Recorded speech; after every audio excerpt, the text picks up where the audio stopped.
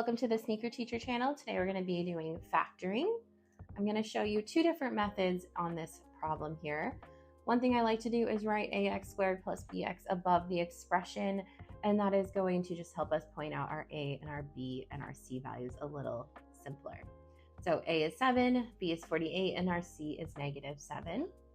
We need to look for the ac value, so a times c. So we're going to take 7 times -7. Remember to keep track of those signs. We have a -49. The other number that's important to us is our b value. We've kind of already pointed that out, but I'm going to rewrite it here. B is 48.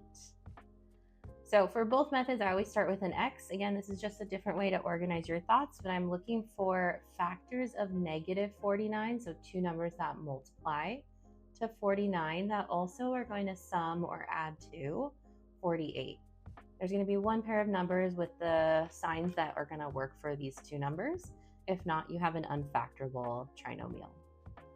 For this part, you're going to do a little guessing and checking. Our numbers are going to end up being 49 and -1. So with factoring, there's many methods out there. I'm going to show you two different options here, and they're very similar. They're just different ways to organize your factoring thoughts. So first one I'm going to show you is factoring by grouping. So I'm going to rewrite our expression here, 7x squared plus 48x minus 7. And what we're going to use is those factors that we came up with, 49 and -1, and we're going to break up that middle term, the 48x. So we're going to break it up into 49x minus 1x. We're going to keep our 7x squared and our -7 coming down with us. So from here, what we're going to do is look for the GCF, or greatest common factor, out of the first two terms and the second two terms. So out of the first two, we can factor out of 7x, and we are left with x plus 7. And then out of the second one, we are actually going to factor out that -1 because we want the common factor with the x plus 7. So if we take out a -1, we're left with that x plus 7. Since we have these common factors, we can factor them out now. And that's going to be either your first or second binomial. So we're going to factor out the x plus 7, and then we're left with 7x minus 1 as our other factor. And that is your answer. Cool thing about factoring is you can always check your answer by remultiplying it. So if I remultiply the x times 7x minus 1 plus 7 also times 7x minus 1. I'm going to distribute both of those, and we get 7x squared minus x plus 49x minus 7. Combine our like terms, and we end up with 7x squared plus 48x minus 7. And that matches what we started with.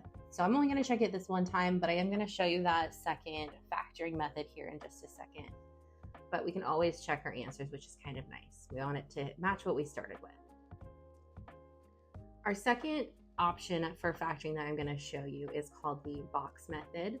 And to start this problem, you would do everything that we did at the beginning with the AC and our B value and the X. But instead of grouping, we're just going to organize it into a box. But it is essentially your grouping method, just in a square. So I'm going to start with my 2x2 box. You can make it as big or as small as you want to fit your terms in there. In our top left box, we're going to put our 7x squared. And then in our bottom right box, we're going to put our -7. Those factors we came up with our x earlier was 49 and -1. Those are going to go in the other two boxes with an x. From here, I'm going to go ahead and label my column 1, column 2, row 1, and row 2, just so you know what I'm talking about. You do not have to label them. But our goal is to find the greatest common factor out of each of the rows and each of the columns. One thing here is different than a different problem we've done is a negative. So that negative, if it lines up in a row or a column, we're going to just factor out the negative that one time. And the reason we would have checked it is because of that. So greatest common factor out of each row and column. Column 1, I get x. Column 2, we have 7. Row 1, 7x. And row 2, that -1.